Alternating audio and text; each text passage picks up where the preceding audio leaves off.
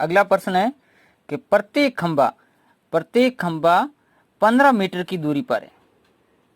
तो बताओ 315 मीटर के पुल को बनाने के लिए कितने खंभों की आवश्यकता होगी, या 315 मीटर लंबाई के जो पुल है उस पर कुल कितने पौधे लगाए जाएंगे। तो ऐसे प्रश्नों को दोस्तों ध्यान से समझना। ये दो तरह से पूछा जाता है। जैसे मेरे पास में ये लंबाई, माना कि मैं यहाँ से यहाँ तक क्या ये 315 मीटर है, ये 315 मीटर है। तो यहाँ से मुझे कितने मीटर की दूरी पर पौधा लगाना है, 15 मीटर की दूरी पर, यानी कि पहला पौधा यहाँ पर है तो दूसरा इसके 20 की दूरी, यानी मुझे 15 मीटर लेना है। कितनी लेना है, 15 मीटर। तो ऐसे करके मुझे ये पौधे लगाने और अंतिम में यहाँ पर भी पौधा लगेगा। तो मुझे क्या करना है, जितनी दूरी है उसमें मुझे दूरी का यानी कि कुल दूरी में कितने मीटर का अंतराल लिया जा रहा है उसका भाग दे देना, यानी 315 में मैं 15 का भाग दे दूंगा और उसमें +1 करूंगा।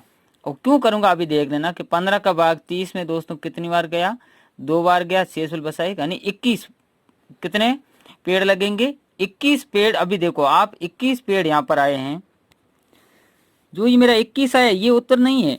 ये देखो यहाँ से लगाकर यहाँ तक ये जो कुल टोटल पेड़ों की संख्या जो 20 में ये 15, लेकिन आप यहाँ देखिए इसके 20 में मध्य में 21 पौधे लगेंगे। लेकिन जो पहला पौधा और दूसरा पौधा होता है इसके 20 की दूरी देखो, पहले और दूसरे के 20 की दूरी तो कितनी बार ली अपन ने, एक बार ली, दूरी तो एक बार ली, लेकिन पौधे कितने हैं, 2 है। तो ये वाला पौधा अपन को यहाँ पर क्या करना होता है, ऐड करना होता है। तो हमारे पास में +1 करना होता है, तो पौधा कितना हो जाएगा, 22 पौधे हो जाएंगे।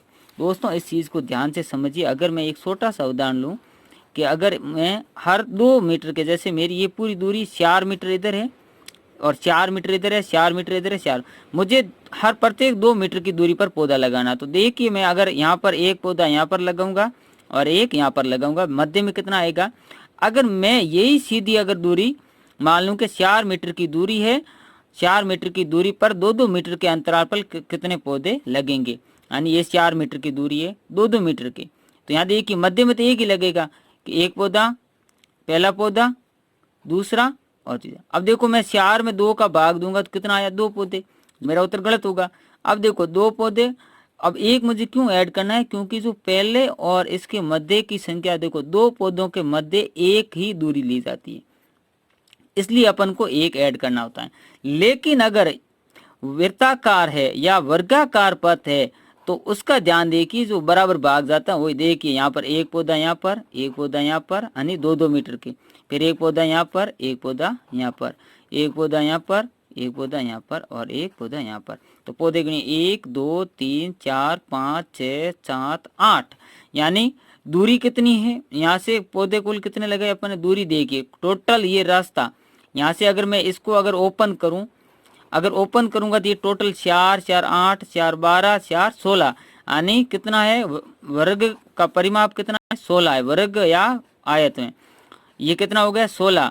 अब इसमें पौधे कितने के अंतराल में लगाए, 2-2 मीटर के, तो मैं सीधा 2 का भाग दूंगा, जो 8 मेरा उत्तर होगा। क्यों होगा, क्योंकि इस किनारे का जहां से मैं शुरू कर रहा हूं, इस अंतिम किनारा और पहला किनारे का दोनों का पौधा एक ही होता है, लेकिन इसका पहला किनारा और अंतिम किनारा अलग अलग है, इसलिए अपन +1 करते हैं और इसमें +1 नहीं करते हैं। आप थोड़ा सा इस पर गौर करके अच्छे से समझिए। अगला प्रश्न देखिए कि राम ने श्याम से 10 अंक अधिक प्राप्त किए। राम ने श्याम से, जिसके पीछे से लगा है उसको अपन x मानेंगे, तो यानी श्याम का अंक क्या हो जाएगा, x, तो राम का अंक हो जाएगा x + 10 प्राप्त किए। जबकि अनिल ने राम से 5 अंक कम प्राप्त किए। अनिल ने किससे, राम से 5 अंक कम प्राप्त, तो राम का अंक तो ये है, यानी तो कम कर देंगे, x + 10, ये तो हो गए राम के, माइनस के 5, प्लस माइनस यहाँ पर 5 हो गया, तो कितना हो जाएगा, x + के 5। अब ये क्या कह रहा है, लेकिन कुल मिला के तीनों ने 90 अंक प्राप्त किए, यानी इस तीनों के कुल मिला के कितने अंक है, 90। तो मुझे तीनों के अलग अलग अंक ज्ञात करने, तो मैं क्या करूंगा, कंडीशन के अनुसार, यानी x + x + 10 + x + 5 = 90, 1x 2x 3x 3x plus के 15 बराबर 90। तो अब मैं ट्रांसफर करूंगा, जिसको ज्ञात करना उसको आगे लूंगा, बराबर का चिन्ह दूंगा, विपरीत वाली संख्या लिखूंगा और संख्या का पंक्सातन करूंगा। जो 15 प्लस के इधर आकर हो गए माइनस के, तो 3x बराबर 75। तो x बराबर हो गया 75 बटा 3 बराबर 25। यानी ये 25 किसका अंक आ गया? ये आ गया श्याम का। अब तो राम का आप बता सकते हैं कि x प्लस 10 यानी 25 प्लस 10 बराबर 35। ये किसका आ गया? श्याम का। अनिल का कितना है? अनिल का अंक ये दोस्तों x प्लस 5 या 35 में से अनिल के जो राम के अंक है उससे 5 कम है, तो राम के 35 है, 35 से 5 कम कर दो तो 30 अंक हो जाएगा। तीनों का योग करिए, आप तीनों का योग करेंगे तो कितना आएगा? 90 आएगा। तो हमारा उत्तर सही है। नहीं तो हमारा ये हो जाएगा x प्लस 5 यानी 25 प्लस 5 बराबर 30 अंक हो जाएगा। तो दोस्तों इसको अच्छे से समझिए और पढ़िए, मैं शॉर्ट में बता रहा हूँ। अब ये अगला बहुत ही इंपॉर्टेंट क्वेश्चन के एक ड्रम की धारिता ज्ञात कीजिए, यानी ड्रम में कितना पानी या दूध आ सकता है जिसका 1/3 भाग भरा हुआ है। यहाँ समझिए, एक ये जो ड्रम है, ये ड्रम, इस ड्रम का 1/3 माना, यहाँ मान सकता हूँ कि ये जो 1/3 भाग है जो दूध से भरा हुआ है, ये भाग भरा हुआ है और ये कह रहा है कि इसके ऊपर है जो 20 लीटर दूध और आ सकता है। तो इस ड्रम में कुल कितने लीटर दूध आएगा, यानी इसकी क्षमता कितनी? आप समझ गए, बड़े आसानी से आप समझ गए होंगे। देखिए 1/3 भाग यहाँ तक इसका भरा हुआ है, जिसका भाग 1/3, लेकिन मुझे ये मात्रा पता नहीं है कि ये 1/3 है जो कितना है, लेकिन मुझे ये तो पता है ना कि जो ये खाली कितना है? 20 है। तो मैंने कहा शेष राशि हमेशा ये शेष भाग है, शेष राशि या जो हमेशा शेष मात्रा के बराबर रखकर हल किया जाता है। तो यहाँ से देखिए, यहाँ पर राशि कितनी, यानी शेष कितना है? 20 लीटर और आ सकता है। तो खाली भाग कितना है? क्योंकि भाग 1/3 भाग तो भरा हुआ है, तो खाली भाग कितना है? तो 1 माइनस 1/3। मैंने वो पहले वीडियो में बताया था, सीधा अगर 1 में से घटाते हैं तो हर माइनस अंश बटा 1 हर कर दो, तो 3 में से 1 गया, कितना बचा? 2/3। यानी खाली भाग कितना है? जो ये वाला ऊपर वाला भाग कितना खाली है? 2/3। अब 2/3 भाग और 20 लीटर दूध, ये बराबर होगा नहीं होगा दोस्तों? क्योंकि इसमें कितना खाली भाग आ सकता है? 2/3। दूध कितना आ सकता है? 20।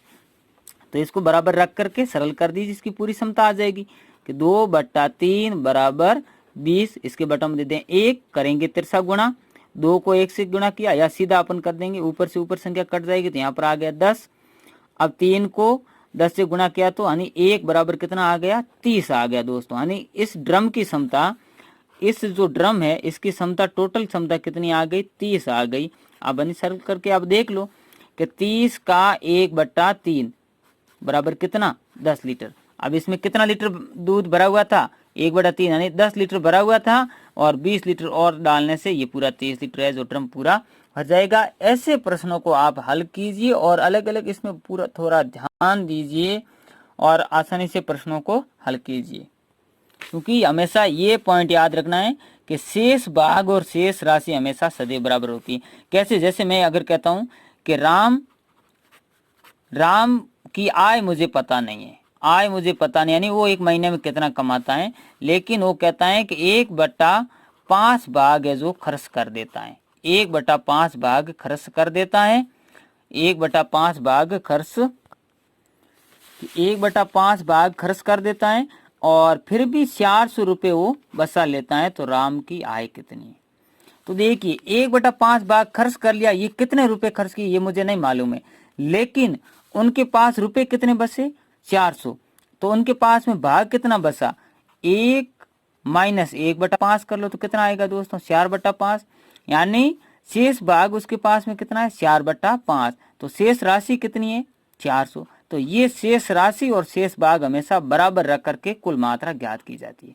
अब देखो 4 से ये सीधा 400 कट जाएगा 100 और 100 को 5 से गुणा किया तो हो गया, कितना हो गया दोस्तों? 500। यानी 1 बराबर 500, यानी उसकी आय टोटल कितनी है? 500 रुपये है महीने की। अगला बहुत ही इंपॉर्टेंट पॉइंट, आकृतियों की संख्या ज्ञात करना, कोई भी आकृतियों की संख्या ज्ञात करना है तो क्या करना है, बड़ी आकृति का क्षेत्रफल या आयतन बटा छोटी आकृति का क्षेत्रफल या आयतन। जैसे मैं कहता हूं कि एक फर्श है, एक फर्श है जो 10 मीटर लंबा 5 मीटर चौड़ा है और इसमें मुझे 2x3 या 2x5 की टाइल लगानी है, तो टाइलों की संख्या कितनी होगी, यही हुआ ना। तो मैं क्या करूंगा, इस आकृति का क्षेत्रफल यानी बड़ी आकृति का क्षेत्रफल 10 × 5 बटे छोटी आकृति यानी टाइल का क्षेत्रफल यानी 2 × 5। तो मैं ये ऐसा ज्ञात करने से मुझे आकृतियों की संख्या ज्ञात हो जाएगी। अगला बहुत ही इंपॉर्टेंट प्रश्न कि 2 की घात 2n-1 + 1 किससे विभाजित होगा, यानी किस संख्या से विभाजित हो सकता है। तो देखिए यहाँ पर n की जगह अपन को ऐसा दे रखा है, तो हमेशा दोस्तों n की जगह 1 मान करके कंडीशन सरल कीजिए। 10 की घात 2 × 1 - 1 प्लस का 1, तो यहाँ पर सरल करेंगे तो 10 की घात 2 को 1 से गुणा किया तो दोस्तों कितना हुआ, 2 - 1 बराबर 2 में से 1 गया और प्लस का 1। तो यहाँ पर 10 की घात 1 + 1 बराबर दोस्तों कितना हो गया, 11। किससे विभाजित होगा, 11 से। यहाँ पर देखिए n+1 n+2 सदैव कैसी संख्या है, ये कैसी संख्या n+1 और n+, मैंने क्या बोला, इसकी जगह n बराबर अपन को 1 मानना है, तो 1 + 1 और 1 + 2, तो 1 और 1 कितना हो गया दोस्तों, 2, 1 और 2 कितना हो गया, 3। तो कैसी संख्या है, 6 कैसी संख्या है, सम संख्या। अगला और देखिए कि x की घात 9 - 2 को x की घात 3 - 1 से भाग देने पर शेषफल क्या बचेगा, यानी x की घात 9 - 1 में किसका भाग देना है, x की घात 3 - 1 का। तो ऐसे प्रश्नों को कैसे सरल करते हैं, यहाँ से ध्यान दीजिए, इसको कन्वर्ट करना है कि x की घात 3 अगर मैं बराबर का चिन्ह लगाऊं, इसको ट्रांसफर करूं, बराबर के उधर लेके जाऊंगा तो ये माइनस का इधर आकर प्लस का हो जाएगा, यानी x की घात 3 बराबर कितना आ गया, 1, यानी 1 का मान कितना आया, x की घात 3 यानी x का क्यूब।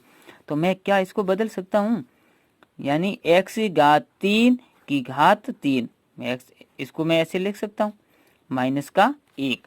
अब देखिए x की घात 3 का मान कितना है, 1 है, तो मैं यहाँ पर 1 रख दूंगा ना, यहाँ पर रख दिया मैंने, x की घात 3 का मान 1 की घात 3 - 1 बराबर 1 - 1 बराबर 0, शेषफल क्या बचेगा, 0। अगला और देख लीजिए कि यदि x की घात 35 + 1 हो तो x की घात 7 + 1 से भाग देने पर शेषफल क्या बचेगा। तो दोस्तों वैसा का वैसा सरल करेंगे अपन, इसी की टर्म को सरल करेंगे, यानी x की घात 7 + 1 है, इसको सरल करेंगे तो x की घात 7 बराबर का चिन्ह देंगे, ये प्लस का 1 है, इधर आकर माइनस का 1 हो गया, यानी माइनस के 1 बराबर कितना है, x की घात 7। अब इस टर्म को सरल कीजिए, क्या मैं x की घात 7 की घात 5 लिख सकता हूँ, मैं इसको अगर, क्योंकि अगर मैं कोष्टक है, घात की घात है और कोष्टक है तो सीधा गुणा होता है, 7 × 5 = 35 होता है, मैं चाहे x की घात 35 लिखूं या x की घात 7 कोष्टक 5 लिखूं, एक ही बात है, यहाँ प्लस का 1। अब देखिए यहाँ पर x की घात 7 का मान कितना है, 1 माइनस का 1, तो मैं यहाँ लिखूंगा माइनस का 1 की घात 5 प्लस का 1। अब यहाँ पर ध्यान देना है कि अगर मेरा आधार माइनस में है, और घात अगर सम संख्या में है तो हमारा उत्तर प्लस में आएगा, और अगर हमारा आधार माइनस में है और घात विषम संख्या में है तो हमारा उत्तर माइनस में आएगा। यहाँ देखिए आधार माइनस में है और हमारी जो घात किस में विषम है, तो हमारा उत्तर किस में आएगा, माइनस में आएगा, और 1 को शायद लाख बार गुणा कर लो, हमारा उत्तर 1 ही आएगा। तो माइनस का 1 प्लस का 1, प्लस माइनस दोस्तों कट गया, हमारा उत्तर आ गया 0, शेषफल क्या बचेगा भाई, 0। इसको आप खुद सरल कीजिए, x की घात 40 + 2 बराबर x की घात 4 + 1। आप सबसे पहले इस टर्म को सरल करेंगे, फिर यहाँ x की जगह इसका मान रखेंगे, बहुत आसान हो जाएगा, यानी x की घात 4 बराबर माइनस का 1, और x की घात 40 है तो इसको आप x की घात 10, या यहाँ पर 4 है तो आप ऐसे लिख सकते हैं, x की घात 4 की घात 10 लिख करके सरल कीजिए। 3 की घात n - 2 की घात n बराबर कैसी संख्या, ये कैसी संख्या बताइए। तो मैंने क्या बोला, हमेशा n की जगह 1 रखिए, 3 की घात 1 -2 की घात 1। अब देखो 3 में से 2 गया 1, एक कैसी संख्या भाई, विषम संख्या है बस।